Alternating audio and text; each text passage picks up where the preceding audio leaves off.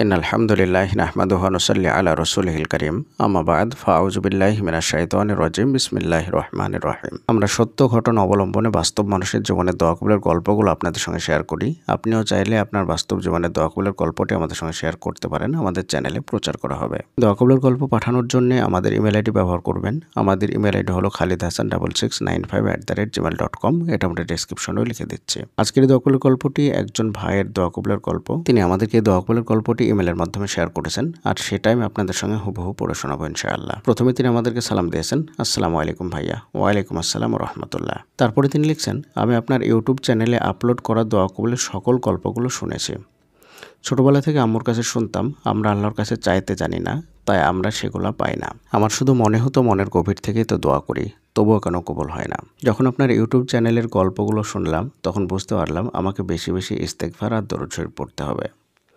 আমি 2 সপ্তাহ পূর্বে আমলগুলো সম্পর্কে জেনেছি, আলহামদুলিল্লাহ দোয়া কবুলও হয়েছে। আজ সকালে আমার বাবা আমার মাকে সাথে নিয়ে ডাক্তারের কাছে যান, গিয়ে সিরিয়াল দেন।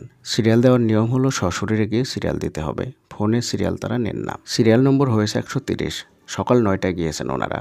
হিসাব করে দেখলাম ডাক্তারের নামাজ খাওয়া বাদ দিয়ে 130 নম্বর সিরিয়ালের রোগী দেখতে প্রায় রাত 9টা বেজে যাবে, যদি একজন রোগীকে 5 মিনিট করেও সময় দেন। আমি জোহরের নামাজের পর থেকে দোয়া শুরু করলাম, ম্যাথ করছিলাম আর দরুদ শরীফ পড়ছিলাম, যেন আসরের আগেই আম্মুকে ডাক্তার দেখে বাড়ি ফিরিয়ে নিয়ে যেতে পারেন। কিন্তু আসরের পূর্বে আব্বু জানালো এখনও 50 জনের পরে আমাদের সিরিয়াল।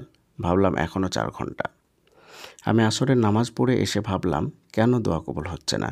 এবার আস্তাগফিরুল্লাহ এবং দরুদ শরীফ পড়া শুরু করলাম মন দিয়ে। তখন শুধু একটি কথাই মনে হচ্ছিল যে আল্লাহ, তুমি ছাড়া এটি কেউ করতে পারবে না, আর তুমি যদি আমাদের পাশে না থাকো তবে আমাদের আর কেউ দাঁড়ানোর মতো নেই। আমি মাগরিবের নামাজ পড়ে মসজিদ থেকে আসলাম, এসে ফোন হাতে নিতে বাবা কল করলেন আর বললেন আমাদের ডাক্তার দেখানো হয়ে গিয়েছে। আমরা বাড়ির পথে অনেক আগেই রওনা দিয়েছি। আলহামদুলিল্লাহ আমি বুঝতে পারলাম মাগরিবের আজানের পূর্বে ডাক্তার আমার মাকে দেখেছেন। শেষের দিকে ভাই লিখছেন, আমি যতটুকু বুঝতে পেরেছি যদি দোয়া কবুল না হয় তবে দরুদ শরীফ এবং ইস্তেগফার বেশি বেশি পড়ুন। প্রিয়দিনী ভাই এবং বোনেরা, দোয়া কবুলের গল্পটি এ পর্যন্তই। আপনাদের যাদের দোয়া কবুল হচ্ছে না তারা ইস্তেগফার এবং দরুদ শরীফ বেশি বেশি করে আমল করা শুরু করুন। ইনশাআল্লাহ আল্লাহ তাআলা আপনার প্রত্যেকটা দোয়াকেই কবুল করে নেবেন।